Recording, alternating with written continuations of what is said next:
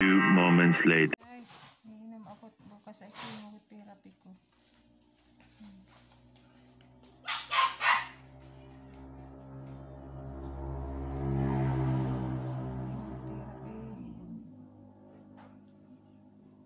Inom ako ng gamot kasi kailangan inom ako ng 5 piraso, bukas 5 piraso ulit.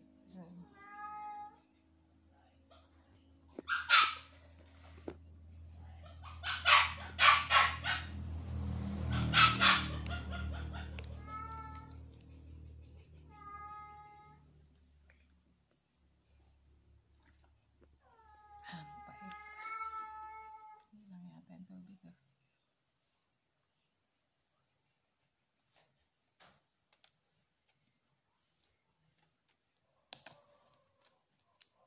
ginaw namin si Hindog ay nataas nila ang blood pressure no? Kailangan din ng siya mapagamot doon sa kanyang liig naman.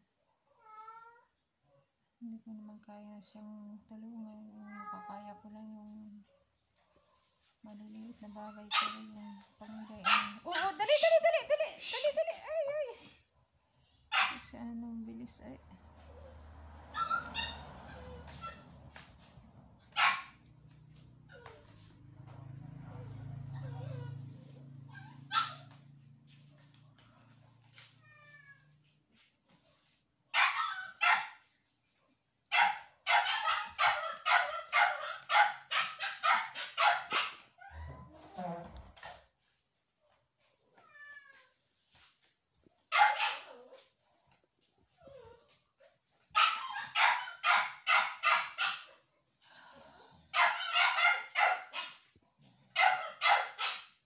pahinga ako tubig pa. Ayun siya.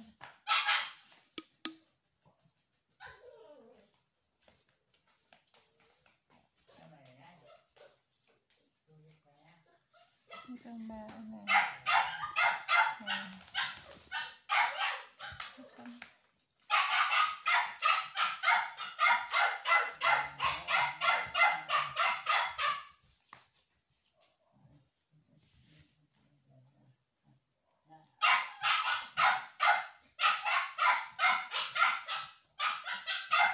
galing kami ng bayan kanina at kasi inabiyad ko yung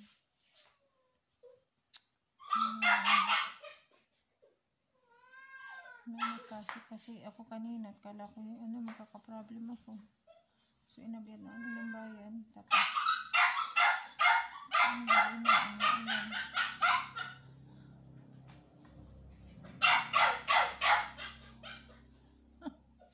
training mo. Nakakatawa kayo. Patindigin mo, paikutin mo, dali. Yan, dali. Huwag mo anuhin. Yan, dali. Itindig, training mo, dali. Yan, dali. Paikutin mo. Parang siya. Dali, ikot.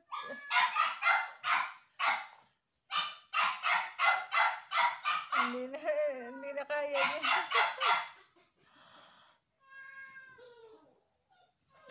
Chucho, nag-vlog ako. At pumunta kami ng kanina. Akala ko ngayon makaka-problem nila na totally yung chemo ko bukas guys. Ay naayos naman namin. Tapos kasama namin si Tutoy. Yung salamin niya sa mata, yung sa gilid, natanggal. Doon daw sa mismong bako-bako ng kalsada na hinanap namin at kasi ang daming baha na tubig. Wala naman doon, kinapakapa na nga niya. Wala siyang nakapa na yung salamin niya nawawala sa gilid. Kailangan na yun kasi hindi siya makaaninag ng maayos. So, kailangan niya ipaayos. So, paano yan? Hindi naman siya makakapasok niyan. Hindi makakakita na maayos.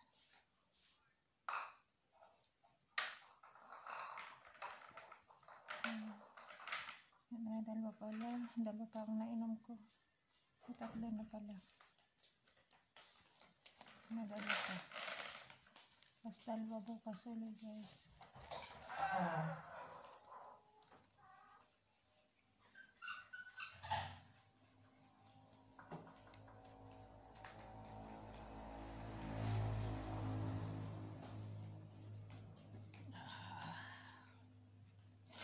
Kami dalawang malambing na pusa.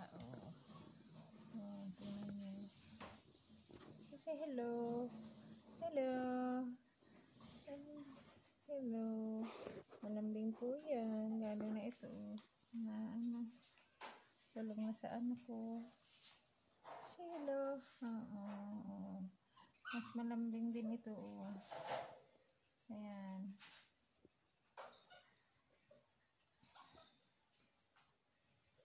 Marami po kami mga pusa. Kasi pag kami na nakikita na sila yung ina-active, kinukuha namin.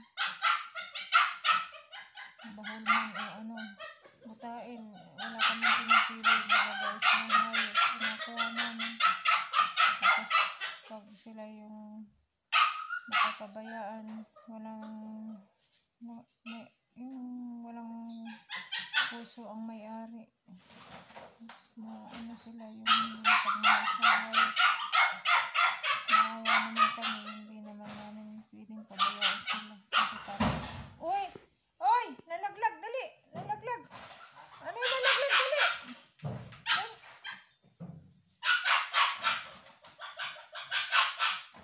Dali! May nalaglag! May nalaglag doon!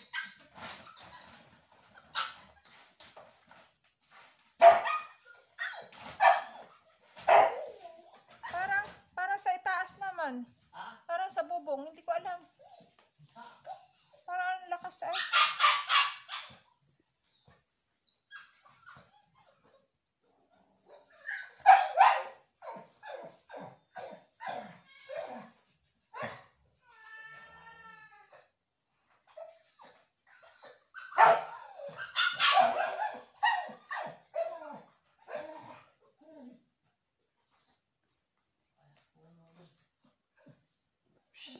Sabi ko sa bubong.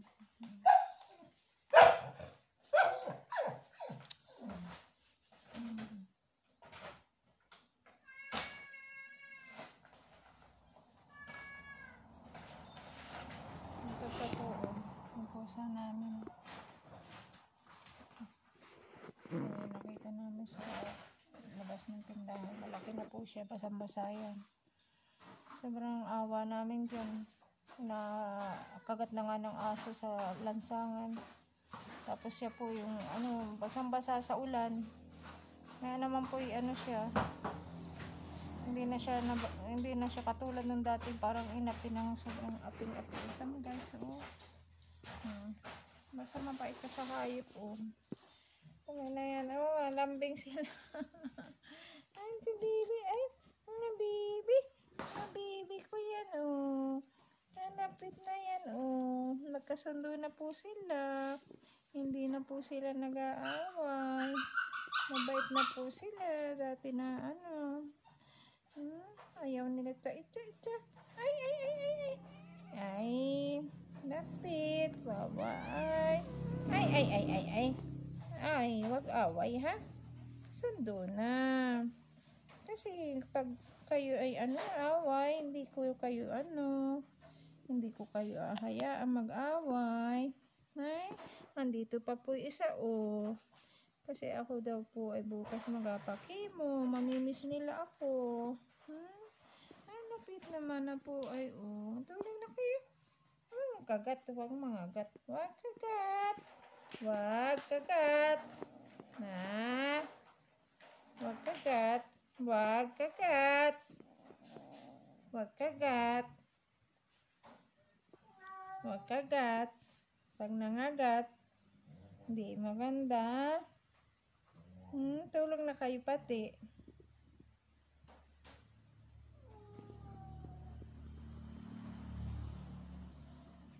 Tulog na po daw sila. Kasi ako'y ano. Huwag mga gata. Doon na kayo. Yan na kayo. Nangangagat ito ay inom pa ako ng gamot. Nawala na yung gamot ko. Sana yung gamot ko. Wala na yung gamot ko. Nalaglag yata yung gamot ko. Nasa yung gamot ko? Nalaglag yata yung gamot ko.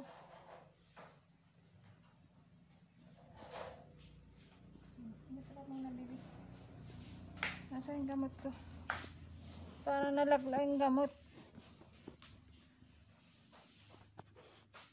Wala yung gamot ko. Okay, nag-inom na ng gamot. 5 piraso nito. So, dito ako katatapos ko lang mag-ready. So, paalis na kami sa dadalhin muna namin yung anak ko sa optician at kasi kasama ko siya sa bayang kahapon.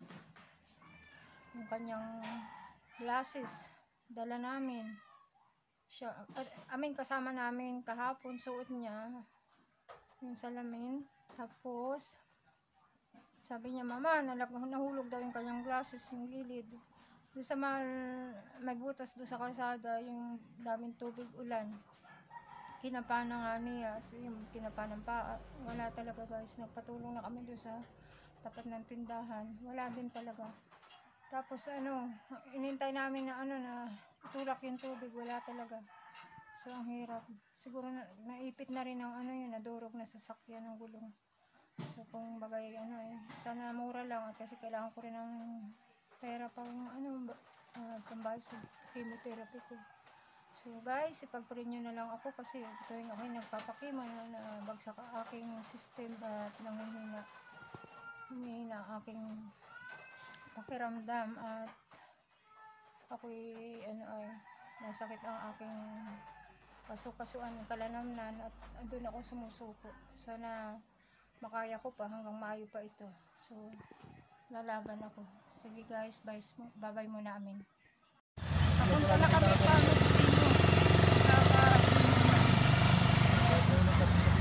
Umano na kami sa bayan.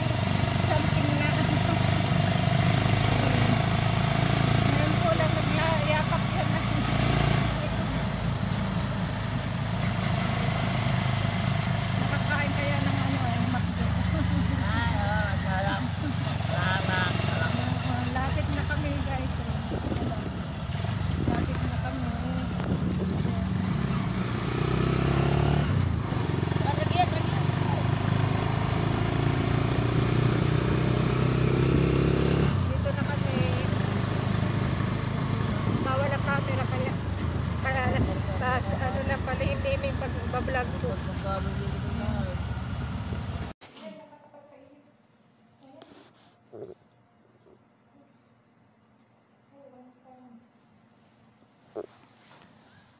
Guys, nandito na ako sa ospital. Nakakumpay na ako para chemotherapy. Hinintay na lang namin si Doc. Ayan. So, may swero na ako. Nagkain na kami. Tapos, ilang oras pa. Ganda yung view dyan. Dagat, pakita yung dagat. Ang ganda ng dagat namin ngayon. Dito kami sa tapat ng dagat. Ang view. Kasi dito kahapon, nung luli sa gilid ng pader na bintana. Ayun, walang TV, wala lahat.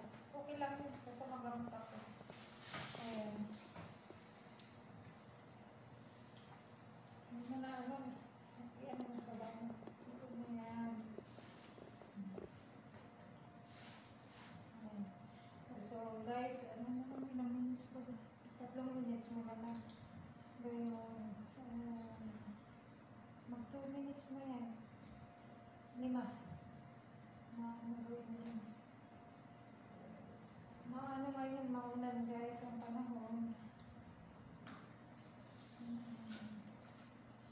nga kami nabigyan ng kwarto agad kasi maraming may mga sakit. Uso ngayon ang mga sipon, trangkaso sa bata. Karamihan ng mga pasyente ay mga bata. Halos hindi sila makakain, hindi makahinga. Ubong-ubo, kawawa. Kaya ingat yung mga anak ninyo kung may mga sakit ang mga kalapit bahay, huwag na lang palabas yung mga bata.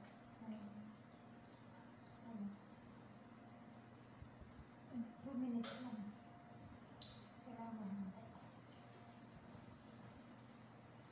Dito pa naman yung matanggap mo.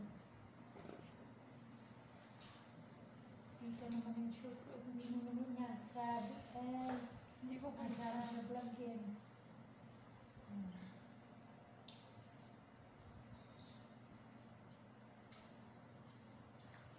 Magsalita ka kaya. Kaya sa Porotan. Si Salia nga rin, hindi ko pinagsalita. Si Salia na mabidyo sa akin.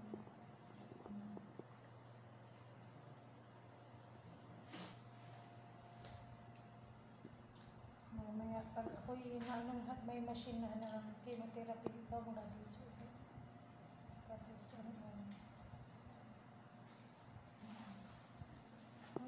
masyado malaking balanse ito pala nakalapit. Nakakabutog pala ang chemotherapy. Parang yung mukha ko. Di ba si Dr. Willie?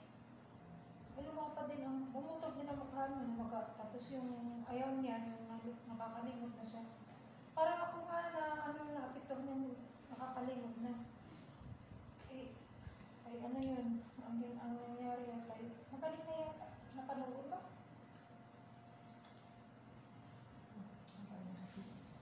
Nalamit na. Kita mo laki barato.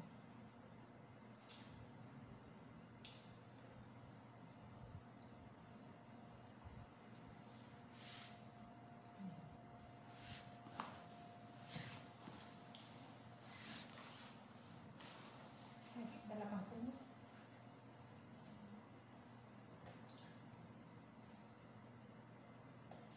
Ilang minuto na? 1 minute na. Isang minuto na lang.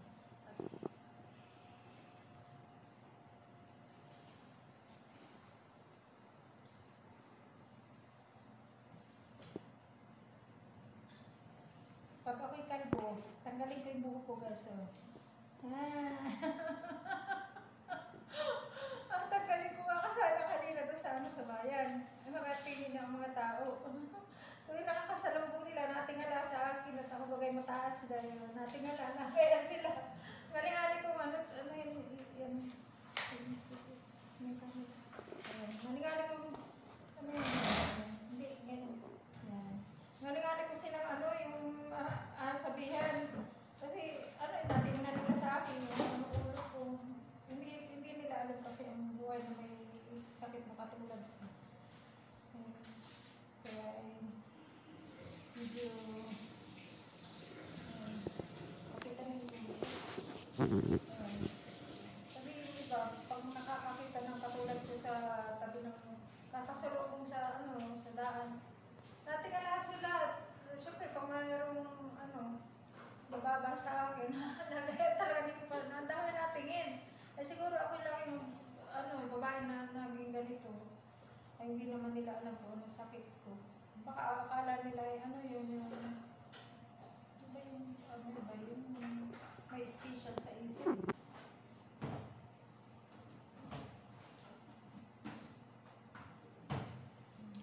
May 5 minutes na. Ayan, 7 minutes na. Pwede na ito guys. So, subscribe my channel and don't forget to like and follow my channel and